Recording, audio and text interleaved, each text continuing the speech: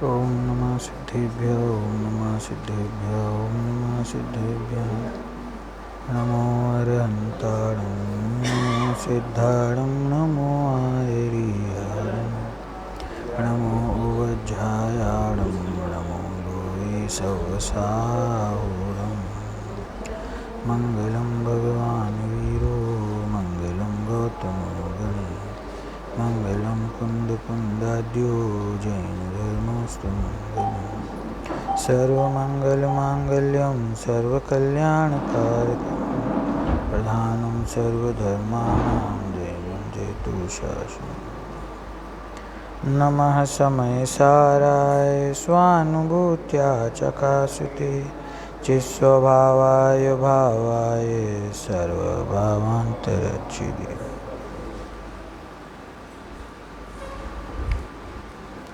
हम सभी ने अभी जो पूज्य गुरुदेव श्री का प्रवचन सुना, मैं ऐसा विचार कर रहा था कि इसमें से क्या मुख्य बिंदु आपको मैं समझाऊं और क्या छोड़ दूं। ये तो पूरे प्रवचन की फिर से वाचना करनी पड़ेगी, तब जा कर के ये विषय अपने को ख्याल में आएगा। बहुत ही सुंदर और गंभीर विषय है। पारिणामिक भाव और पारिणामिक भाव के तीन भेदों की चर्चा यहाँ गुरुदेव ने की है। मैं पहले टीका में जहाँ हम पहुँचे हैं वो पंक्ति पढ़ता हूँ, फिर उसके बाद अपन इसको आगे बढ़ाते हैं। थोड़ी सी आवाज़ बढ़ सकती हो तो बढ़ा दीजिए।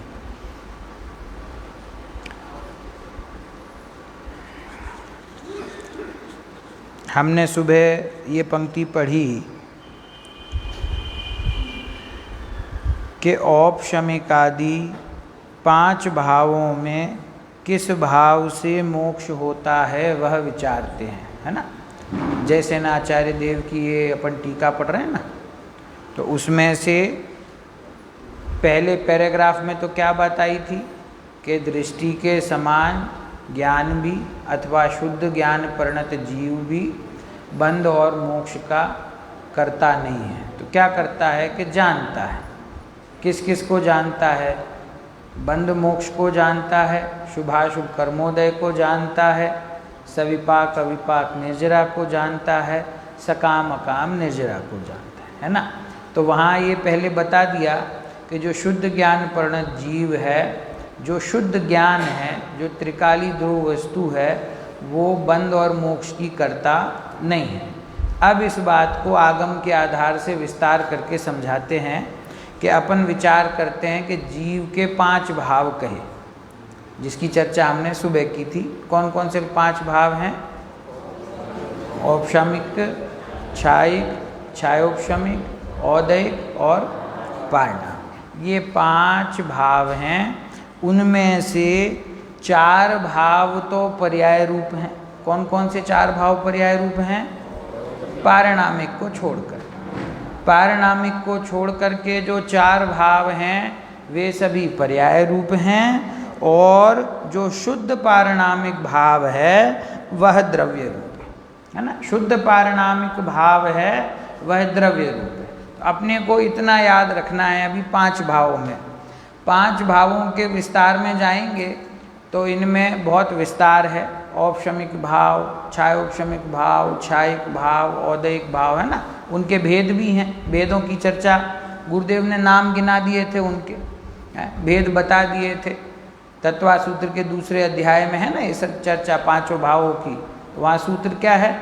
औपशमिक क्षायिकौ भावौ मिश्रश्च जीवस्य स्वतत्व मौदैक पारिणामिकौ च।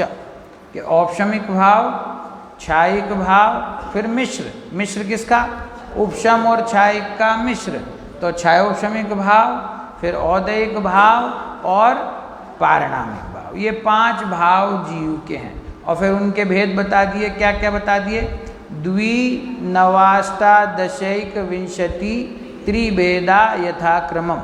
ये जो पांच नाम बताए उनके इस प्रकार से भेद हैं। पहला नाम क्या बताया? औपशमिक। तो औपशमिक के कितने भेद? दो भेद। फिर दूसरा नाम क्षायिक। क्षायिक के कितने भेद? 9। फिर तीसरा नाम मिश्र, मतलब क्षायोपशमिक। क्षायोपशमिक के कितने भेद? अष्टादश, मतलब 18 भेद हैं। फिर उसके बाद औदैक, औदैक के कितने भेद? 21, मतलब 21 भेद हैं। और अंतिम पारणामिक, पारणामिक भाव के कितने भेद हैं? मतलब 3 भेद हैं। तो इस प्रकार उनके ये भेद हैं। अभी अपनी चर्चा चलती है अपने पारणामिक भाव की। आप देखना आचार्य की कला क्या है, वो पारणामिक भाव की चर्चा है। तो पारणामिक के जो भेद हैं उसको तो यहाँ ले लिया, विस्तार से बता दिया, और बाकी के जो 4 भाव हैं वो पर्याय रूप भाव हैं, वो उसका नाम बता करके छोड़ दिया कि ये 4 पर्याय रूप भाव हैं और मैं द्रव्य रूप भाव। तत्वार सूत्र में पूरा वर्णन विस्तार जिसको चाहिए वहाँ मिल जाएगा। यहाँ तो अपनी अपनी बात है कि मैं पारणामिक भाव स्वरूप वस्तु हूँ, तो उस पारणामिक पे अपने उपयोग को केंद्रित करना, ये मैं हूँ, और बाकी जो भाव हैं वो मैं नहीं हूँ, है ना। तो ये जो आज का प्रवचन है, अब इसमें से मैं आपको कुछ मुख्य पंक्ति सुबह के प्रवचन में से और फिर अभी के प्रवचन की हम बात करेंगे। सुबह के प्रवचन में एक तो पारणामिक भाव की परिभाषा को गुरुदेव ने फिर से बताया। प्रवचन प्रारंभ होता है, पहले पेज पर ही है कि एक चैतन्य अपना त्रिकाली स्वरूप की हयाती, हयाती शब्द तो होता है ना तुम्हारी हिंदी में, ऐसा पूछ रहे हैं गुरुदेव, मौजूदगी, ऐसा त्रिकाल स्वरूप जो मौजूदगी, उसको यहाँ पारणामिक भाव कहने में आता है। क्या कहा? पारणामिक भाव मतलब क्या? कर्म की सापेक्षता से रहित है, जिसको पता है दूसरी भाषा में कहते हैं स्वयंभू। क्या कहते हैं? स्वयंभू। जो स्वयंभू है, स्वयंभू है अर्थात कि जो स्वयं से जिसकी सत्ता है, भू मतलब होना, उसी को कहते हैं हयाती। भू धातु है संस्कृत की, उसका अर्थ होता है होना। तो जो स्वयं अपनी योग्यता से स्वाभाविक रूप से अनादि अनंत है, जिसके अंदर औदैक भाव की अपेक्षा नहीं है, जिसमें औपशमिक, क्षायोपशमिक और क्षायिक भाव की अपेक्षा नहीं है, ऐसा परिपूर्ण वस्तु, वो उसको यहाँ पर पारणामिक भाव कहते हैं। वो वस्तु जो पारणामिक भाव है वो द्रव्य स्वरूप वस्तु है, और वो द्रव्य स्वरूप कौन है? कि वो मैं हूँ। समझ में है ना? देखिए इसमें आगे 1-2 पंक्ति और पढ़ रहा हूँ। जीव की एक समय की पर्याय, जिसको यहाँ 4 भाव कहेंगे, वो पर्याय है, वो आदरणीय नहीं है, उपादेय नहीं है, अंगीकार करने लायक नहीं है, जानने लायक है। बस इतना ग्रहण करना। क्या कहा? कि जो जीव की एक समय की पर्याय है, उस एक समय की पर्याय में वो 4 भाव का ग्रहण हो जाता है। राग होगा तो एक समय की पर्याय में होगा, सम्यक दर्शन होगा तो एक समय की पर्याय में होगा, और केवल ज्ञान होगा तो एक समय की पर्याय में होगा, और सिद्ध दशा होगी तो एक समय की पर्याय में। सब आ गया ना एक समय की पर्याय में। तो एक तरफ में त्रिकाली ध्रुव भगवान आत्मा पारणामिक भाव स्वरूप हूँ, और दूसरी तरफ वो मेरी एक समय की पर्याय है। उस एक समय की पर्याय में वो 4 भाव हैं। अब उसमें महत्वपूर्ण बात क्या है? देखो आगम के प्रेमी जीव होते हैं ना, तो वो यहाँ से विस्तार में चले जाते हैं कि औपशमिक किसको कहते हैं, क्षायोपशमिक किसको कहते हैं, उसके भेद कितने होते हैं, उनकी परिभाषाएं क्या हैं। अपने को वहाँ नहीं जाना है, वो विषय अलग है, वो पढ़ना हो तो अलग कक्षा में पढ़ना। अपने को तो ये समझना वो 4 भाव एक समय की पर्याय में हैं, और वो 4 भाव आदरणीय नहीं है। क्या कहने गुरुदेव? वो 4 भाव आदरणीय नहीं है, उपादेय नहीं है, अंगीकार करने लायक नहीं है, जानने लायक हैं। बस इतना ग्रहण करना।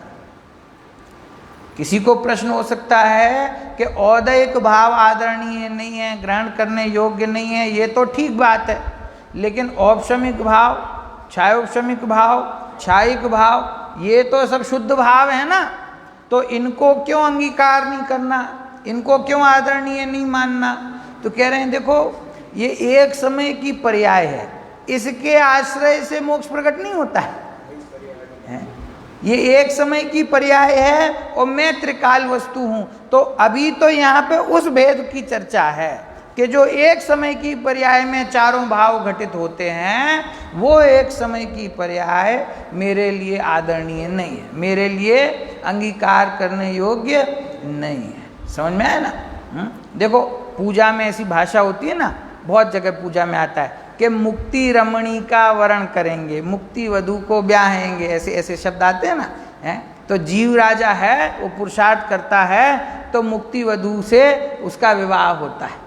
समझ में है ना? तो यहाँ कहते हैं कि वो मुक्ति वधू से विवाह करने का पुरुषार्थ कौन करता है? समझिए मैं क्या कहना चाह रहा हूँ।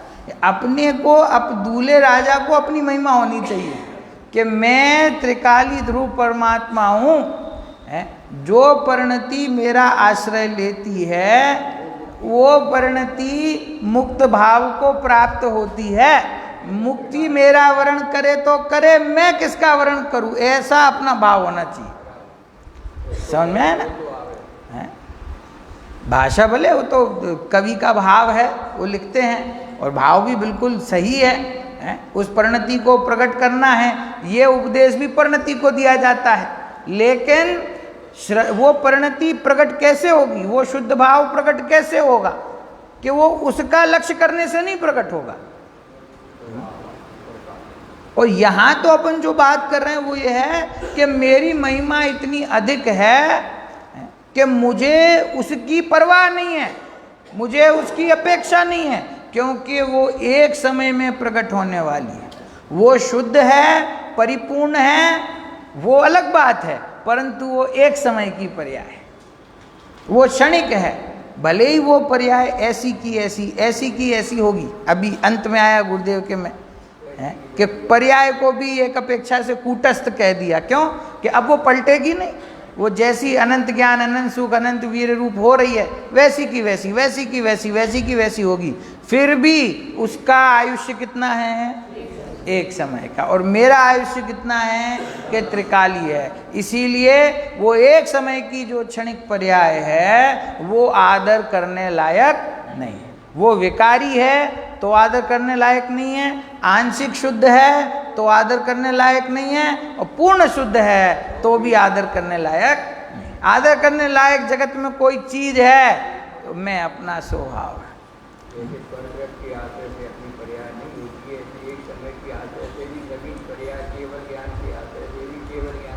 हाँ बिल्कुल सही बात। भाव पाहुड़ में एक गाथा आती है तो उसका अर्थ बहुत सुंदर किया। क्या सुंदर अर्थ है उसमें कि इस लोक में नमस्कार करने योग्य जो राजा आदि महान व्यक्ति होते हैं ना, राजा आदि जिनको सब लोग नमस्कार करते हैं, इस लोक में नमस्कार करने योग्य राजा आदि वे भी जिन्हें नमस्कार करते हैं, ऐसे चक्रवर्ती आदि, और वे चक्रवर्ती भी जिसको नमस्कार करते हैं ऐसे इंद्र आदि, और इंद्र भी जिसको नमस्कार करते हैं ऐसे जिनेंद्र परमात्मा, और जिनेंद्र परमात्मा जिसको नमस्कार करते हैं वो मैं हूँ। जिनेंद्र परमात्मा जिसमें झुक जाते हैं, जिसमें लीन हो जाते हैं, ऐसी महिमावंत वस्तु में हूँ। तो उस महिमावंत वस्तु के सामने एक समय की पर्याय का क्या मोल है? भले ही उस पर्याय में केवल ज्ञान हो, भले ही उस पर्याय में तीनों लोग जानने में आते हों, लेकिन वो तो मेरे ज्ञान गुण की होने वाली अनंत पर्यायों में से बस एक पर्याय है ना। और मैं तो ऐसी अनंतानंत पर्यायों का पिंड, अनंत गुणों का पिंड, जिन अनंत गुणों का ये परिणमन होता है, ऐसे अनंत गुणों का पिंड अभेद अखंड वस्तु हूं ना। तो महिमा हमेशा उसकी होनी चाहिए ना। उसकी महिमा अपने को आएगी तो बाकी समस्त भावों की महिमा छूट जाएगी और अपना अकर्तृत्व स्वभाव अपने को ख्याल में आएगा। देखिए आगे पंक्ति पढ़ता हूँ गुरुदेव की। ये तो क्या सूक्ष्म से सूक्ष्म होता जाता है, इसमें बहुत तैयारी चाहिए अपने को, नहीं तो समझ में आवे ऐसा है नहीं। गुरुदेव ने कहा कि स्वाध्याय करते नहीं, करते हैं तो बस ऐसा लिखा है, ऐसा लिखा है, पढ़ के आगे बढ़ जाते हैं, उसका क्या भाव है उसको ग्रहण नहीं करते, तो उसको तो भैया समझना मुश्किल है। स्वाध्याय तो करना पड़े। अब ये भी बात कही गुरुदेव ने, किसी ने कहा कि साहब समझ में नहीं आता, इतना कठिन हो जाता है तो समझ में नहीं आता। तो गुरुदेव ने क्या जवाब दिया, अरे केवल ज्ञान लेने की ताकत है तेरे में, केवल ज्ञान प्रकट करने की ताकत है, और एक गाथा के 2 शब्दों को देख के कहता है कि मुझे समझ में नहीं आता, कलंक है तेरे ऊपर, कलंक लग जाएगा। ऐसा क्यों विचार करते हो कि समझ में नहीं आएगा? ये तो समझ में आने लायक वस्तु है, क्योंकि देखो ये वस्तु कहीं बाहर नहीं है ना, कहीं बाहर नहीं है, ये तो मैं ही हूँ। तो मुझे अपने आप को समझना है तो कितना कठिन होगा। ये सब युवा लोग बैठे हैं, हम अपन ऐसे ज़माने में पैदा हुए, इतनी टेक्नोलॉजी चेंज हुई, इतनी टेक्नोलॉजी चेंज हुई चेतन, जिसका हिसाब नहीं। लगभग मैं छोटा था तब टीवी इंडिया में आया, समझ में? फ़ोन वो डिब्बे वाले वायर वाले हुआ करते थे, बड़े बड़े फ़ोन ऐसे ऐसे गोल गोल घुमाने के, आप सबने तो देखे। फिर उसके बाद में क्या आया, पेजर आए, फिर पेजर के बाद में मोबाइल आए, वो गाने बजते थे वो बड़ी बड़ी डिस्क में, क्या कहते हैं उनको भाई साहब, पूल में बजते थे ना, वो ऐसे वो सुई लगाते थे, पुरानी पिक्चरों में देखते हैं अब। फिर उसके बाद में कैसेट आ गई, फिर सीडी डीवीडी, सीडी आ गई, फिर डीवीडी आ गई, फिर पेन ड्राइव आ गया, समझ में? अब अभी क्या आ गया, एआई, क्या आ गया, आर्टिफिशियल इंटेलिजेंस है। तो इतनी तकनीक बदल रही है, इतने इंस्ट्रूमेंट बदल रहे हैं, फ़ोन, फिर पेजर, फिर मोबाइल, समझ में आया? ये सब समझ में आता है, ये सब बराबर ख्याल में आ जाता है। जैसे ही ये चीज़ इंट्रोड्यूस होती है मार्केट में, 2, 5, 10, 15 दिन में सब सीख जाते हैं। मैं देखता हूँ 1, 2 साल के बच्चे मोबाइल ऐसा चलाते हैं कि जैसे उन्हीं ने बनाया हो। वो उनको सब कौन से अंदर जा कर के कहाँ गेम है मेरा, इंटरनेट कैसे चालू होता है, यूट्यूब में क्लिप कैसे देखनी है, वो सब उसको समझ में आता है, समझ आता है। व्यापार करते हैं तो साहब इतना बड़ा व्यापार है, पूरे इंडिया में हमारा व्यापार फैला हुआ है, कितने व्यापारी, उनके साथ में क्या लेना देना, कहाँ पे कमाने मिल रहा है, कहाँ पे नहीं मिल रहा है, किसके साथ काम करना है, किसके साथ नहीं करना। आपको अभी तक ये याद है कि 25 साल पहले फलानी देवरानी जिटानी ने फलानी शादी में हमको खराब साड़ी दी थी, सस्ती साड़ी पकड़ा दी थी, ये याद है ना? तो स्मृति तो कम नहीं है, बुद्धि तो कम नहीं है, याद तो सब कुछ रहता है और समझ में भी सब कुछ आता है। जो सामने वाला कहता है वो भी समझ में आता है, और जो नहीं कहता है ना, पूरी 5 इंद्रियां, मन सब बराबर काम कर रहा है ना, फिर यहाँ पे कैसे कहता है कि समझ में नहीं आ रहा है? यहाँ तो समझाने के लिए शास्त्रकार तत्पर हैं, गुरु तत्पर हैं, विद्वान तत्पर हैं। आचार्य देव ने 2 पंक्ति की गाथा लिख दी कि साहब समझ में नहीं आई, तो लो दूसरे आचार्य ने उसकी टीका लिख दी। टीका में से समझ में नहीं आ रहा है कि साहब प्राकृत संस्कृत है, लो उसकी हिंदी हो गई। हिंदी में समझ में नहीं आ रहा है तो विद्वान ने उस पर प्रवचन कर दिए, गुरुदेव के उस पर प्रवचन आ गए। एक एक शब्द का अर्थ बताने के लिए अभी तैयारी है, तो फिर कहता है कि समझ में नहीं आ रहा है। कैसे समझ में नहीं आएगा? अपनी बात है, ये तो कहीं बाहर ढूंढने जाना नहीं है। बस रुचि एक बार उसको अपने स्वभाव की जागृत हो तो बाकी सारी रुचि छूट जाए, और रुचि होगी तो ये बात नहीं समझ में आए ऐसी बात नहीं है। देखो गुरुदेव क्या कह रहे हैं, भगवान आत्मा ध्रुव के जो ये 4 भाव कहेंगे वो पर्याय रूप उदय, उपशम, क्षयोपशम, क्षायिक, वो पर्याय वो द्रव्य को छूती नहीं। इतना सूक्ष्म है। वो पर्याय उदय, उपशम, क्षय, क्षयोपशम की पर्याय द्रव्य को छूती नहीं, द्रव्य को पर्याय का आलंबन नहीं है। द्रव्य पर्याय का आलंबन लेता है, द्रव्य को पर्याय का आलंबन नहीं, और सुनो पर्याय को द्रव्य का आलंबन नहीं, दोनों स्वतंत्र। इतनी स्वतंत्रता सर्वज्ञ परमात्मा ने इस मार्ग में बताई है।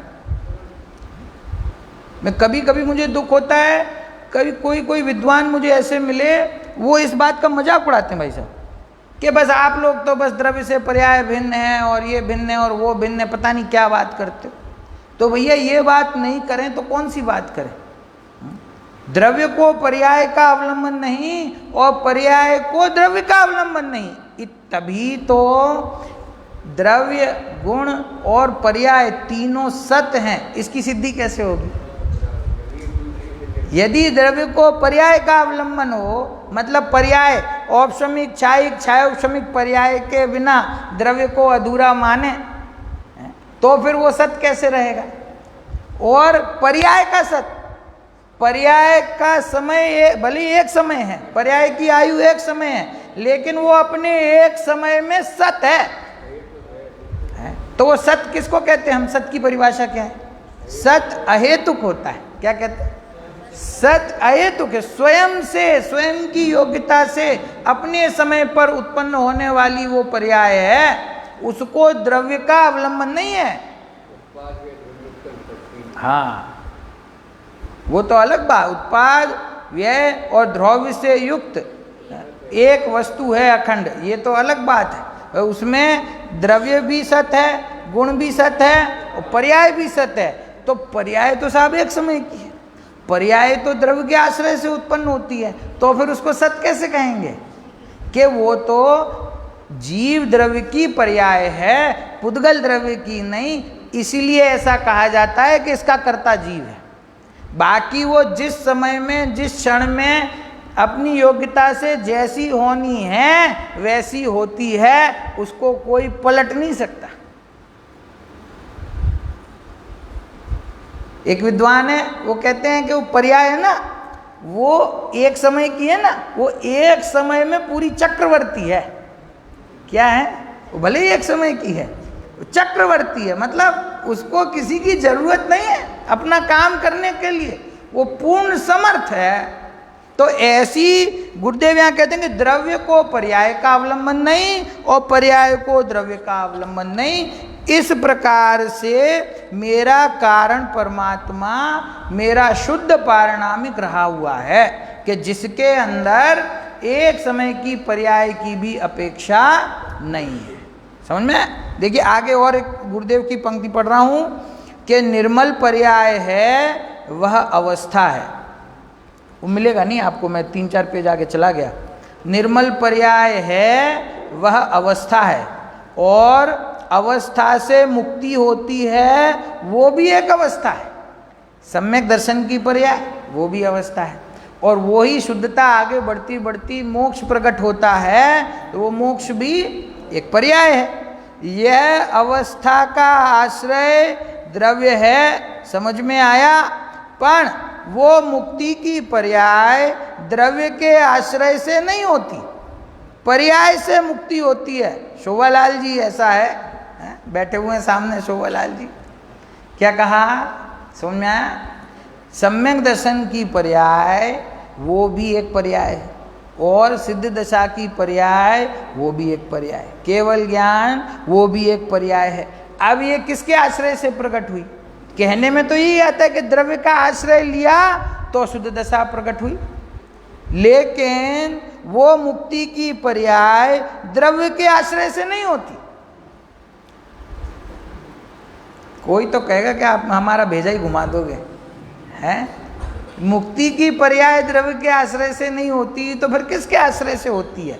कि देखो इस गाथा का जो प्रतिपाद्य विषय है उसको भूल जाते हो, इसीलिए ये शंका खड़ी होती है। इस गाथा का प्रतिपाद्य विषय क्या है? कि बंध के कारण और मोक्ष के कारण और मोक्ष के परिणाम से यह आत्मा शून्य है, ये कहा ना, तो ये स्वीकार है हमको। बंध और मोक्ष के कारण से और उसके परिणाम से शून्य आत्मा है। तो ये मोक्ष का कारण कौन है? सम्यक दर्शन। और मोक्ष का परिणाम क्या है? मोक्ष प्रकट हुआ। तो इन दोनों से मेरा आत्मा शून्य है, शून्य है ना, इन दोनों से रहित है ना, तभी उसको अकारण कहते हैं, तभी उसको पारिणामिक कहते हैं, क्योंकि उसमें किसी की एक समय की पर्याय की अपेक्षा नहीं। तभी वो निरपेक्ष तत्व है। मोक्ष की पर्याय प्रकट हुई और उससे मेरा आत्मा शुद्ध हो गया तो सापेक्ष कथन हो गया। वो तो नवीन शुद्धता जो प्रकट हुई उसकी दृष्टि से ये बात है। हम तो त्रिकाल शुद्ध वस्तु की बात कर रहे हैं। वो त्रिकाल शुद्ध वस्तु कैसी है कि जो ना बंध को करती है ना मोक्ष को करती है। समझ में? देखो जैसे सिद्ध परमात्मा है ना, तो वो अन्य मत में ऐसा मानते हैं कि भगवान है, वो पूरा जगत चला रहे हैं, उसके कर्ता हैं, किसी को सुख दे रहे हैं, किसी को दुख दे रहे हैं। समझ में है ना? हम क्या मानते हैं? हमने क्या सिद्धांत स्वीकार किया कि हमारे जो परमात्मा हैं वो तो वीतरागी और सर्वज्ञ हैं, तो वो किसी के प्रति ना द्वेष रखते हैं, ना किसी के प्रति राग रखते हैं, इसीलिए ना किसी का भला करते हैं और ना किसी का बुरा करते हैं। कोई उनकी प्रशंसा कर रहा हो तो भी वो वीतराग हैं, और कोई उनके प्रति अपशब्द कह रहा हो तो भी वे वीतराग है ना। हमारे भगवान गुस्सा नहीं होते, हमारे भगवान को श्राप नहीं देते, हमारे भगवान किसी को पाप नहीं देते। भगवान पाप देगा, अरे भगवान पाप नहीं देते। वो कैसे हैं? तो वो किसी को कर्म का बंध कराते हैं? नहीं कराते। और कोई उनकी बहुत भक्ति करे तो उसको मोक्ष दिलाते हैं। जैसे सिद्ध परमात्मा है ना, वैसे ही मेरा कारण परमात्मा है। तुम उसकी भक्ति करो तो तुम्हें मोक्ष में नहीं ले जाएगा, और तुम उसको कुछ और कहो तो तुम्हें कर्म का बंधन नहीं कराएगा। वो तो ना बंध कराता है ना मोक्ष कराता है, ना बंध के परिणाम उसमें है ना मोक्ष के परिणाम उसमें है। बस ये बात अपने को यहाँ पे समझनी है कि पर्याय में जो मुक्त दशा प्रकट हुई उसका कारण भी मेरा द्रव्य नहीं है, मेरी वस्तु नहीं है। तो वो कैसे फिर प्रकट हुई, किसके आश्रय से प्रकट हुई, कि वो चर्चा अभी यहाँ नहीं, वो जब होगी तब उसको करेंगे। अभी तो ये समझना कि वो शुद्ध परिणति हुई, वो स्वयं अपने कारण से हुई, उसको करने वाला मैं नहीं हूँ।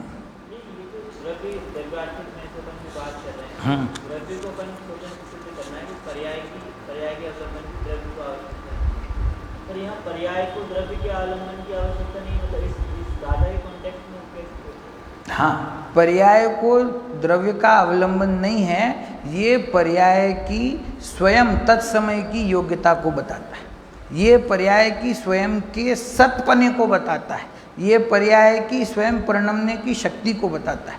पर्याय को द्रव्य का आलंबन नहीं है, मतलब पर्याय अपने समय में स्वयमेव अपनी योग्यता से प्रकट होती है। हैं? किसको? हाँ, क्योंकि सत कहा ना, तो जो सत है वो निरपेक्ष है, सत है वो अहेतुक है। अवलंबन लेना और हेतु होने में तो अंतर है ना। अवलंबन लेने का मतलब ये थोड़ी कि उसको कार्य किया पर्याय। हाँ, पर्याय ने, द्रव्य ने पर्याय का कुछ कार्य नहीं किया, ये ठीक बात है। अवलंबन लेने का करना थोड़ी है। अवलंबन लेने का अर्थ क्या होता है, आप बताओ, आप क्या समझ रहे हो? पर्याय द्रव्य का अवलंबन लेती है तो कैसे लेती है? पर्याय द्रव्य को अपना मानती है कि मैं हाँ, पर्याय द्रव्य को अपना नहीं मानती, पर्याय ऐसा मानती है कि मैं ही द्रव्य हूँ। क्या मानती है? समझे? पर्याय जब तक ये मानती है कि मैं पर्याय हूँ और मुझे द्रव्य का अवलंबन लेकर के सुखी होना है, तब तक वो सुखी नहीं हो पाती। जब देखो, गुरुदेव ने ऐसी बात कही है कि जिस पर्याय में अभी ये भाव बाकी है कि मैं पर्याय हूँ, वो पर्याय परद्रव्य है। क्या कहा? जो पर्याय ऐसा विचार करती है कि मैं पर्याय हूँ, वो परद्रव्य है, और जो पर्याय ऐसा विचार करती है कि मैं ही द्रव्य हूँ, समझा? द्रव्य को पर्याय का अवलंबन नहीं और पर्याय को द्रव्य का अवलंबन नहीं। देखो एक उदाहरण दे दूँ, समझ में आ जाएगा। उदाहरण से समझ में आता है ना कि वो एकलव्य था ना, एकलव्य की कहानी सबने सुनी। एकलव्य था तो वो गया द्रोणाचार्य के पास में कि साहब आप इन राजकुमारों को विद्या सिखा रहे हो तीर चलाने की, हमको भी सिखाओ। तो उन्होंने क्या कहा, उसको क्या जवाब दिया कि भैया हम तो राजकुल के बच्चों को सिखाते हैं, दूसरे बच्चों को नहीं सिखाते, तो हम तुम्हें नहीं सिखा पाएंगे। वो लौट गया, चला गया जंगल में। अब बहुत वर्षों के बाद में वो पांडव जो कथा है अन्य मत में वो बता रहा हूँ।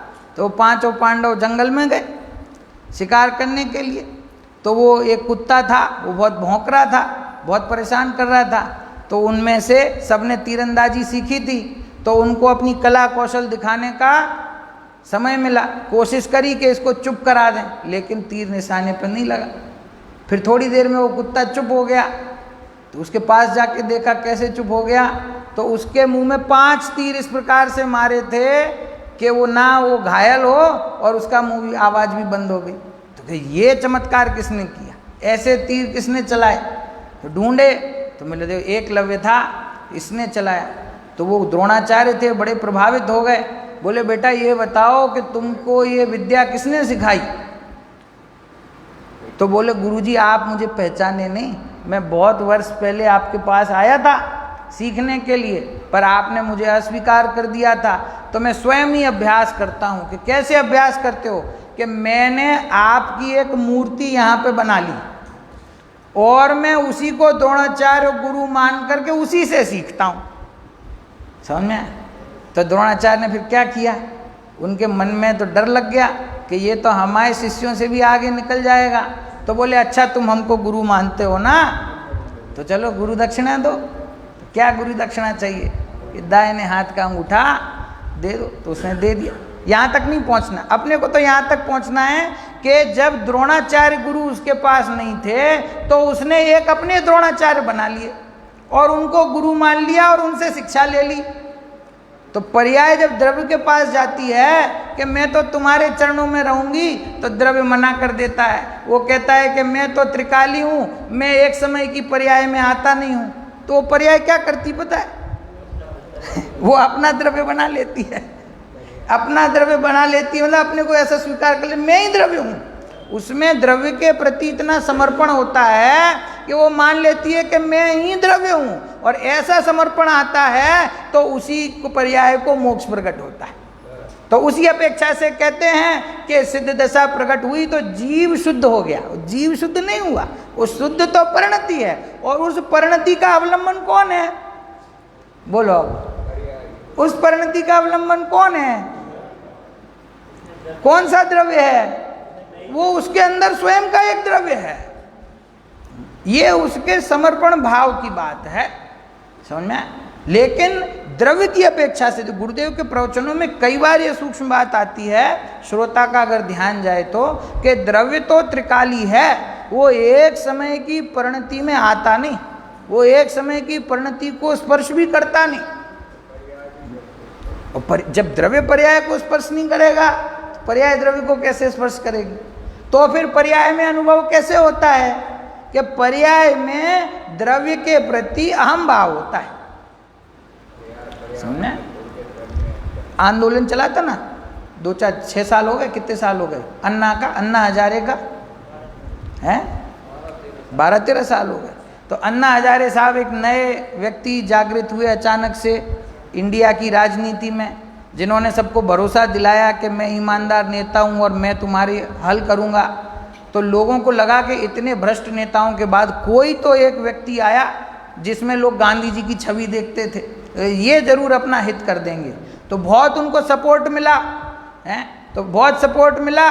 बाद में अन्ना हजारे के जेल जाने का नंबर आया, जो भी कारण रहे हो, अपन उस कारण में नहीं जा रहे। तो लोगों ने सपोर्ट किया। क्या सपोर्ट किया?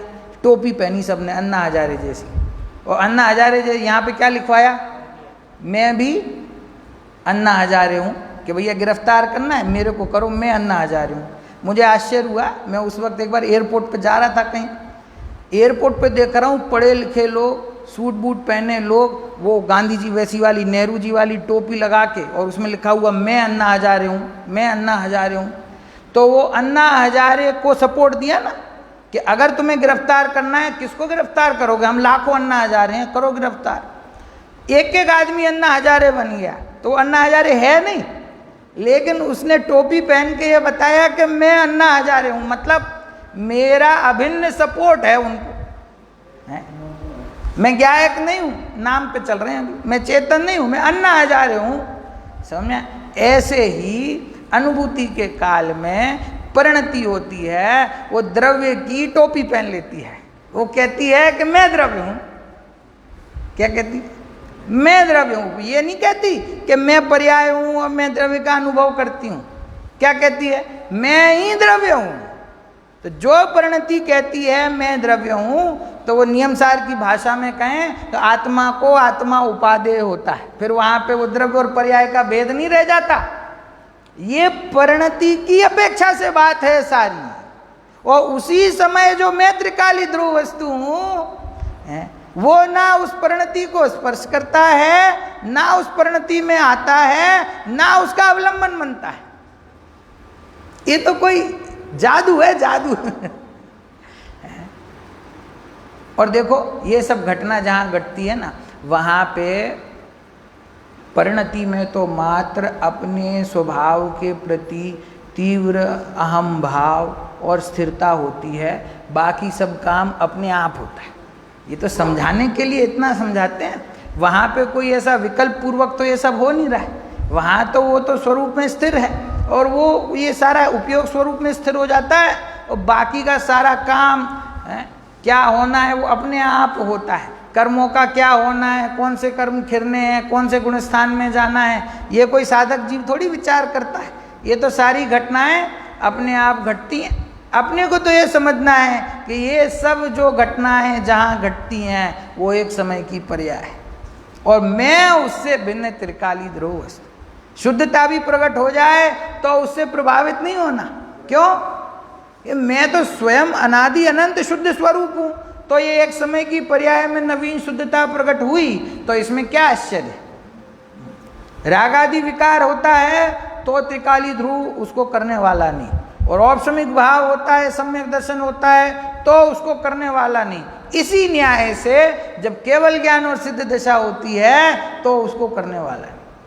अगर उसको केवल ज्ञान और सिद्ध दशा को प्रकट करने वाला मानोगे तो संसार में कर्म को बांधने वाला और राग आदि को उत्पन्न करने वाला भी मानना पड़ेगा। समझ में? अशुद्धता का कर्ता होगा तो शुद्धता का कर्ता होगा, और अशुद्धता से रहित तो शुद्धता से भी रहित। ऐसी वस्तु है। हाँ, अब देखिए मैं आगे पढ़ रहा हूं। वहां औपशमिक, छायोपशमिक, छायिक तथा औदयिक ये चार भाव पर्याय रूप हैं, और शुद्ध पारिणामिक भाव द्रव्य रूप है। वह परस्पर कौन? वस्तु, द्रव्य। वह परस्पर सापेक्ष ऐसा द्रव्य पर्याय द्वय अर्थात द्रव्य और पर्याय का युगल सो आत्म पदार्थ है ना। आत्मा की चर्चा करी ना, तो प्रमाण से क्या कहा कि द्रव्य और पर्याय का जो युगल है, यहाँ गुरुदेव का वाक्य है आत्मा पदार्थ है, वो दो मिलकर आखा मतलब संपूर्ण आत्मा प्रमाण का विषय कहने में आता है। क्या कहा? द्रव्य और पर्याय द्वय अर्थात दोनों परस्पर सापेक्ष। अब ये सापेक्ष का मतलब यहाँ प्रमाण के विषय की बात चल रही है, इसीलिए उसको स्पष्ट किया कि वो बाकी चार भाव तो पर्याय रूप हैं, है ना। और द्रव्य जो है वो कैसा है? पारिणामिक भाव जो है वो कैसा है? वो द्रव्य रूप है। द्रव्य कैसा है कि वो द्रव्य पर्याय द्वय। समझ में? दोनों को मिलकर के संपूर्ण आत्मा प्रमाण का विषय कहने में आता है। अब देखो एक महत्वपूर्ण बात पढ़ रहा हूं। निश्चय का विषय तो ध्रुव आत्मा, वो ही वास्तव में आत्मा है। समझ में आया? वह परस्पर त्रिकाल वस्तु ध्रुव, वो पारिणामिक भाव का आत्मा, और चार पर्याय, चार मतलब उदय उपशम छय, छय उपशम, चार पर्याय वर्तमान पर्याय रूप आत्मा। ये मिल गया है क्या यहाँ पे? हाँ, बहुत बढ़िया। वर्तमान पर्याय रूप आत्मा। फिर अब आगे पढ़ो, पर्याय रूप व्यवहार आत्मा। यहाँ पे दो प्रकार के आत्मा बता रहे हैं गुरुदेव, एक व्यवहार आत्मा और एक निश्चय आत्मा। ये कौन सा विषय है? व्यवहार का आत्मा कौन सा होता है? देखो अच्छी बात है, मुझे बड़ा अच्छा लगा जब ये पंक्ति आई। मैंने कहा दोपहर का जो विषय चल रहा है ना, उसको सपोर्ट करने वाला विषय है ये, है उससे संबंधित विषय है। क्या कह रहे हैं कि वो वर्तमान पर्याय रूप आत्मा है, वो पर्याय रूप व्यवहार आत्मा है। व्यवहार आत्मा कौन सा होता है? वो जो व्यवहाराभासी जीव हैं, जो क्रियाकांड को धर्म मानते हैं, अभी तक तो वो हमको ये आरोप लगाते थे कि आत्मा की बात करते हैं, ये निश्चय की बात करते हैं, व्यवहार का निषेध करते हैं। अब वो ये पंक्ति पढ़ेगा कि ये कहते हैं कि आत्मा भी व्यवहार होता है? तो अब क्या बचता है? अगर आत्मा ही व्यवहार है, देखो वही की वही परिभाषा है, परिभाषा के अनुसार चलोगे तो जरा भी दिक्कत नहीं होगी कि जो आत्मा है नहीं, लेकिन किसी प्रयोजन विशेष से उसको आत्मा उपचरित रूप से कहा जाता है, इसीलिए वह व्यवहार है, वो व्यवहार आत्मा। तो किसको व्यवहार आत्मा कहा? कि वो 4 प्रकार की पर्याय हैं ना, उन पर्यायों को व्यवहार आत्मा कहते हैं। क्यों? कि वही प्रश्न कि राग को करने वाला कौन? आत्मा। सम्यक दर्शन को प्रकट करने वाला कौन? आत्मा। पुरुषार्थ करने वाला कौन? आत्मा। अर्यंत सिद्ध दशा प्रकट करने वाला कौन? आत्मा। वो जितना तुम आत्मा समझते हो ना, वो व्यवहार आत्मा है, वो निश्चय आत्मा नहीं है। और जो त्रिकाली ध्रुव वस्तु है वो निश्चय आत्मा है, जो उस एक समय की पर्याय से भिन्न है। तो व्यवहार आत्मा मतलब कोई 2 आत्मा नहीं है भैया, फिर तो गलत मत समझ लेना कि एक निश्चय का आत्मा है और एक व्यवहार का आत्मा है। हमको निश्चय आत्मा प्रकट नहीं हो रहा, हम व्यवहार ही प्रकट कर लेंगे, ऐसा नहीं है। 2 आत्मा नहीं है, आत्मा एक ही है। उसका जो सच्चा स्वरूप है उसको उस रूप ही कहना, मतलब जो त्रिकाली ध्रुव वस्तु है, पारिणामिक भाव है, ध्रुव है, शुद्ध द्रव्यार्थिक नय का विषय है, उसको आत्मा कहना, वो निश्चय की बात है। और उसके साथ संयोग में जो अन्य पर्याय हैं, आश्रव की, बंध की, संवर की, निर्जरा की, मोक्ष की, उनको आत्मा कहना, वो व्यवहार आत्मा है। सुनने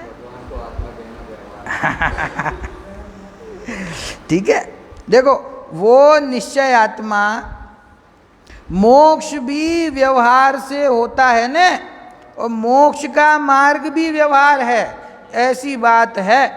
बंध की तो बात एक बाजू रखो, पर मोक्ष का मार्ग है वह व्यवहार है। क्यों व्यवहार है? क्योंकि वह पर्याय है, जहाँ पर जो अपेक्षा होती है उसी प्रकार से उसको समझना चाहिए।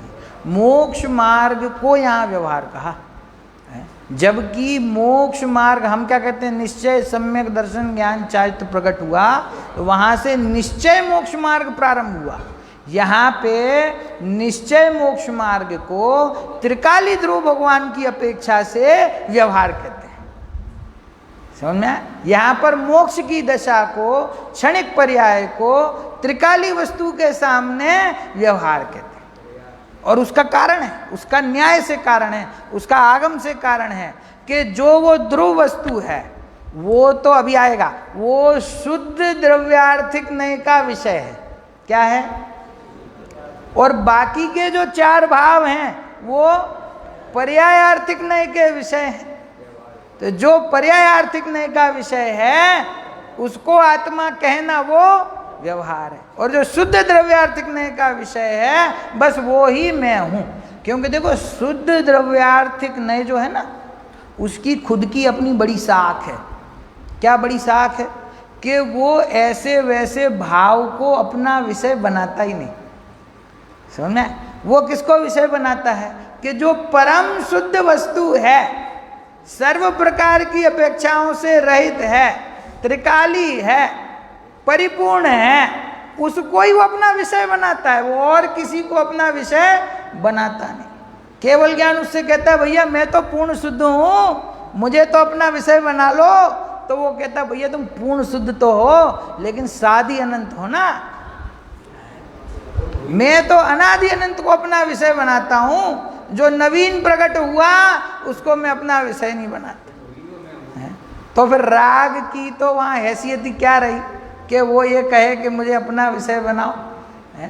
आंशिक शुद्धता वो कैसे उसका विषय बनेगी? जब पूर्ण शुद्धता कोई वो नकार देता है, वो पूर्ण शुद्धता को नकार के अनादि अनंत शुद्ध वस्तु को अपना विषय बनाता है।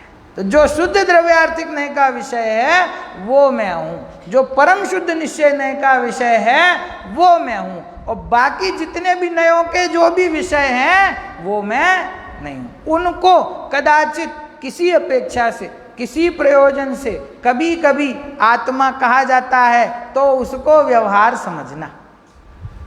आत्मा को दो प्रकार का नहीं समझना, उसके संबंध में कथन दो प्रकार का है ऐसा समझना। समझ में है ना? देखो वही नीचे उसी में आगे है जहाँ पे हमने बात पढ़ी ना, बंद की तो बात एक बाजू रखो, पर मोक्ष का मार्ग है वह व्यवहार है क्योंकि पर्याय है? अब नीचे आते हैं उसी में 3-4 पंक्ति छोड़ करके,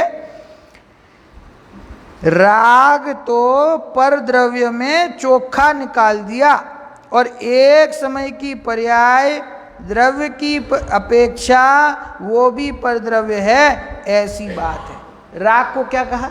जो औदिक भाव है ना, कह रहे हैं राग औपशमिक छाय उपशमिक और छायिक भाव है, उसको तो व्यवहार की श्रेणी में रखा कि उसको आत्मा कहोगे तो व्यवहार। और राग को क्या कहते हैं गुरुदेव? वो मलिन परिणति है ना, कि राग को तो पर द्रव्य में चोखा बाहर निकाल दिया, ये तो है ही नहीं कहीं सीमा में दूर दूर तक। राग तो पर द्रव्य है, और छायिक औपशमिक और छाय उपशमिक भाव है वो व्यवहार है। मतलब देखो, जिसको अपने स्वरूप की दृढ़ता होती है वो राग को व्यवहार की श्रेणी में भी स्वीकार नहीं करता।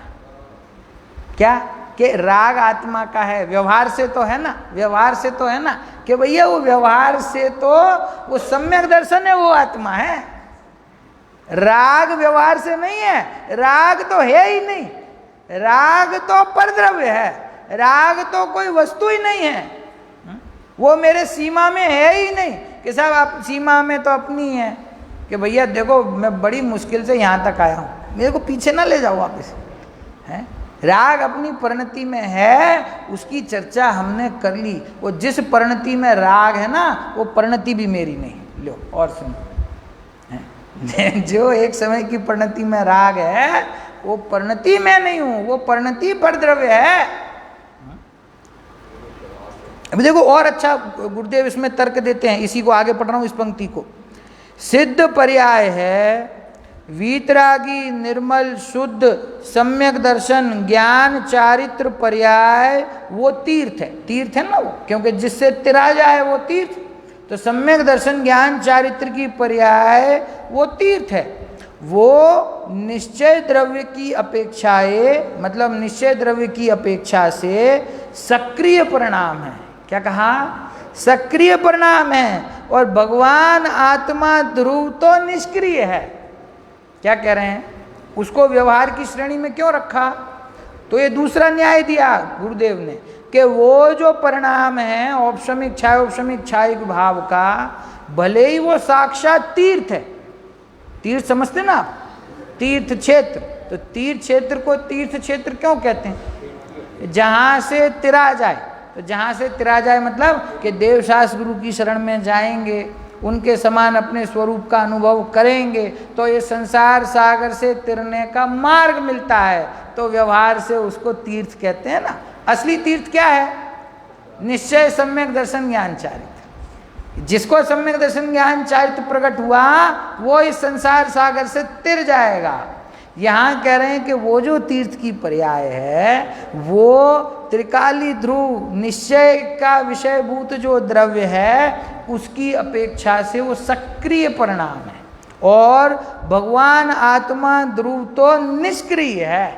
तो जो निष्क्रिय तत्व है वो शुद्ध द्रव्यार्थिक नय का विषय है, और जो सक्रिय तत्व है वो पर्यायार्थिक नय का विषय है। समझ में? ऐसी ऐसी अद्भुत बात है ये। और गुरुदेव को ख्याल आ जाता है, कठिन हो गया, फिर कहते हैं थोड़ा थोड़ा समझना, लेकिन माल है ये, ऊंची बात है, नहीं बहुत ज़्यादा समझ में आए तो थोड़ा थोड़ा करके समझना, एक एक लाइन समझना, लेकिन आज समझो कल समझो अनंत काल बाद समझो, समझना यही पड़ेगा। तुम सोचो कि इसको छोड़ के हम कुछ और तरीके से मोक्ष की प्राप्ति कर लें तो वो संभव नहीं है। समझ में है ना? हाँ, अब देखो इतनी चर्चा अपनी हुई है यहाँ पर। वहाँ प्रथम तो, अब आगे पढ़ रहा हूँ, चौथा पैराग्राफ जो है टीका का गुरुदेव पढ़ रहे हैं। वहाँ प्रथम तो जीवत्व, भव्यत्व और अभव्यत्व ऐसे 3 प्रकार के पारिणामिक भावों में, 5 भाव की चर्चा करी, 4 भाव पर्याय रूप हैं ये समझाया, शुद्ध द्रव्यार्थिक नय का विषय पंचम भाव वो मैं हूँ ये बताया। अब वो जो पारिणामिक भाव है, उस पारिणामिक भाव के भी शास्त्र में 3 भेद कहे। तो उन भेदों की चर्चा करते हुए इस निष्कर्ष पर ले जाएंगे कि वो जो शुद्ध पारिणामिक भाव है वो ही मैं हूँ, और जो अशुद्ध पारिणामिक भाव है वो भी मैं नहीं।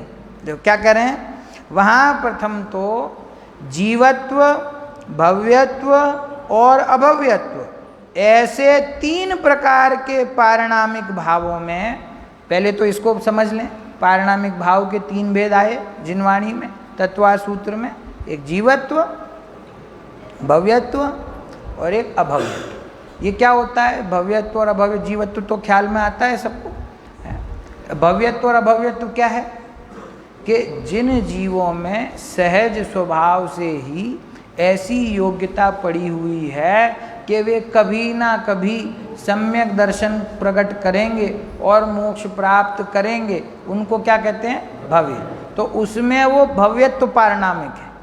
और कोई ऐसे भी जीव हैं कि जो कभी भी सम्यक दर्शन और मोक्ष को प्रकट नहीं कर पाएंगे, ऐसी उनकी सहज पर्यायगत योग्यता है। सहज पारिणामिक भाव का भेद है ना, तो पारिणामिक का मतलब क्या? कर्म के उदय उपशम क्षय उपशम की अपेक्षा नहीं है।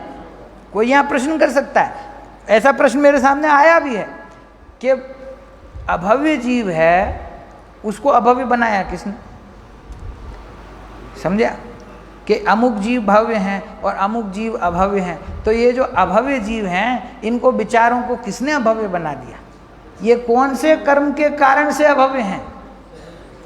ये किसी कर्म के कारण से अभव्य नहीं, और इनको बनाने वाला तो कोई है ही नहीं, ये तो सिद्धांत ही नहीं अपने यहाँ। तो अभव्यपना उसमें कहाँ से आया? कि वो उसका सहज पारिणामिक भाव है कि वो कभी भी मोक्ष को प्राप्त नहीं करेगा। ऐसा उसमें कर्म की अपेक्षा के बिना पर्यायगत योग्यता से ऐसा सहज पारिणामिक भाव अभव्यत्व रूप पड़ा हुआ है? और जो भव्य हैं उनमें भव्यपना सहज किसी भी कर्म के उदय उपशम क्षय उपशम के बिना पर्यायगत योग्यता से वो भव्यत्व उनके अंदर पड़ा हुआ है। और एक तीसरा कौन सा कहा? जीवत। एक पारिणामिक है, कौन सा भाव है? जीवत। देखिए क्या कर रहे हैं, ऐसे 3 प्रकार के पारिणामिक भावों में शुद्ध जीवत्व, ऐसा जो शक्ति लक्षण पारिणामिकपना, वह शुद्ध द्रव्यार्थिक नयाश्रित होने से निरावरण और शुद्ध पारिणामिक भाव ऐसी संज्ञा वाला जानना। अभी किसकी चर्चा कर रहे हैं? शुद्ध जीवत्व की चर्चा कर रहे हैं। कैसा है वह शुद्ध जीवत्व? अभी तो 3 भेद थे, जीवत्व, भव्यत्व और अभव्य। अब वो जीवत्व का एक नया भेद कर दिया गुरुदेव ने, आचार्य देव ने। कौन सा? शुद्ध जीवत्व। तो शुद्ध जीवत्व जब कहा तो इसका मतलब क्या है कि कोई अशुद्ध जीवत्व भी है, उसकी चर्चा भी आएगी।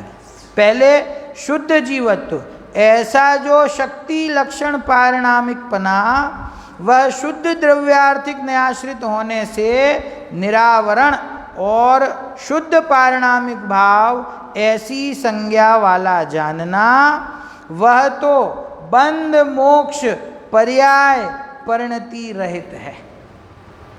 क्या कहा? ये वही बात है जो पहले आगे, उसी को दृढ़ कर रहे हैं कि जो शुद्ध जीवत्व है, पारिणामिक भाव के 3 भेद, उन 3 भेदों में से जीवत्व शक्ति रूप रहा हुआ मैं, और उस जीवत्व शक्ति का भी 2 भेद, शुद्ध जीवत्व। वो शुद्ध जीवत्व मतलब वही का वही अर्थ है कि जिसमें एक समय की पर्याय का सापेक्षपना नहीं है, जिसमें कर्म का कोई सापेक्षपना नहीं है, जो शक्ति लक्षण है, स्वयं चैतन्य शक्ति से जो विराजमान है। आज का पूरा प्रवचन अब यहाँ से प्रारंभ होता है गुरुदेव का। पूरा प्रवचन में मैं लाइन करता हूँ कि कोई इंपॉर्टेंट बात आती है तो लाइन खींचता हूँ। मैंने पूरे पेज में लाइन खींच दी आज के प्रवचन में। उसमें कोई सारी की सारी बात महत्वपूर्ण है कि जो अपनी स्वयं की चैतन्य शक्ति से स्वयं विराजमान है, शाश्वत है, ध्रुव वस्तु है, शक्ति लक्षण रूप है, ऐसा जो पारणामिक भाव में हूँ वो शुद्ध द्रव्यार्थिक नयाश्रित होने से, अर्थात उसको विषय करने वाला कौन है? शुद्ध द्रव्यार्थिक नय। तो शुद्ध द्रव्यार्थिक नय जिसको विषय बनाता है, तो अभी मैंने बताया कि शुद्ध द्रव्यार्थिक नय किसको विषय बनाता है? परिपूर्ण वस्तु को, शुद्ध वस्तु को। तो कह रहे हैं शुद्ध द्रव्यार्थिक नयाश्रित होने से निरावरण है। कैसा है? निरावरण का खुलासा गुरुदेव ने क्या किया कि कोई उसमें आवरण फावरण है नहीं है। जो शुद्ध वस्तु है कि अभी मोक्ष प्रकट नहीं हुआ ना, तो मोक्ष प्रकट नहीं हुआ तो क्यों नहीं हुआ? कि ज्ञानावरण, दर्शनावरण, कर्म का आवरण है कि नहीं हमारे ऊपर? कह रहे हैं कि वो आवरण कुछ मेरे शुद्ध द्रव्य में है नहीं। कहते हैं आवरण तो नहीं है, आवरण का अभाव भी नहीं है। भी लिखा है इसमें है ना, तो आवरण है और ना ही आवरण का अभाव है, ऐसी वस्तु में हूँ। ये जो शुद्धता और परिपूर्णता है, मतलब वो किस स्तर की है ना, उसकी कल्पना आपको करनी पड़ेगी। ऐसी परिपूर्णता है कि जिसमें अपूर्णता तो नहीं है, उसमें नवीन पूर्णता भी नहीं। ऐसी शुद्ध है कि उसमें अशुद्धता तो नहीं है, नवीन शुद्धता भी नहीं है। ऐसा निरावरण है कि उसमें आवरण तो नहीं है, आवरण का अभाव की भी अपेक्षा उसको नहीं। ऐसी वो निरावरण वस्तु है। जब ज्ञानावरण, दर्शनावरण का अभाव होगा तब वस्तु मेरी निरावरण होगी। कि वो जो निरावरण होगा ना, उस समय वो कौन है? वो व्यवहार आत्मा। व्यवहार आत्मा जो कहा ना, वो निरावरण कौन होगा? कि जिसको आवरण है वो निरावरण होगा। तो आवरण किस पर है? निरावरण कौन होगा? मैं उन दोनों स्थितियों में मैं कैसा हूं? कि निरावरण। कैसा निरावरण? आवरण था और दूर हो गया, ऐसा निरावरण नहीं, जिसमें कभी आवरण था ही नहीं और जिसमें आवरण के अभाव की भी अपेक्षा नहीं है, ऐसा निरावरण वस्तु में हूँ। तो इस प्रकार से यहाँ पे शुद्ध जीवत्व की चर्चा प्रारंभ हुई है। अभी समय हो गया है, विषय भी बहुत मुझे लग रहा है भारी हो गया है। अब इसकी चर्चा बाकी कल सुबह हम आगे बढ़ाएंगे।